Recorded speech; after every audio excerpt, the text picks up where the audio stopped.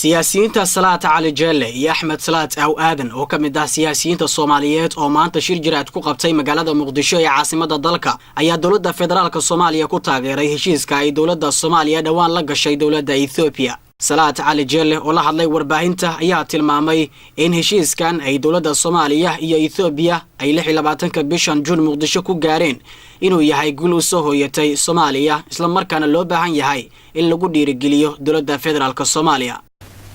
waxaad ogtiin heshiiska la gaaray oo 16 ka koobnaa wuxuu u sameeysan yahay waa kala muhiimsan yahay hase ahaatee waa mar heshiis waaye marna waxaa la dhihi karaa communique soo baxayo ahaa oo warmurtiyeed ay labada madax soo saareen kana dhigan heshiis taariikhi oo u soo hoyday labada dal runtii waxaa ka muuqda qodobadaas midnimada iyo madax banaanida labada dal in la dhowro waa qodob muhiim Soomaaliya waxaad ogtiin inay u baahan tahay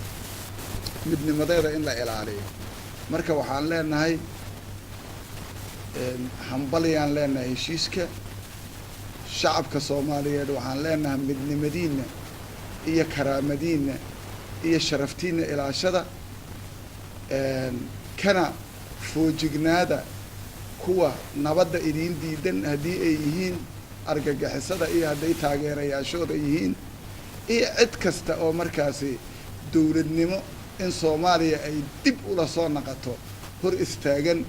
dadka kala bartaan leenahay. dhanka kale siyaasi Axmed Salaat Aw Aadan ayaa dhinaciisa sheegay in heshiiskan wax badan ka bedeli doono amniga iyo dhaqaalaha dalka Soomaaliya isagoona inta ku daray in labada dal ee Ethiopia iyo Soomaaliya ay soo baahan yihiin. inta sa u faanteen bashirkana jira anaga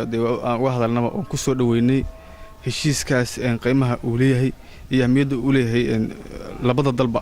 marka wuxuu ahaa heshiis loo baahnaa waliba oo xilliga loo baahnaa dhacay uu ahaa 16 qodob ka koobnaa laakiin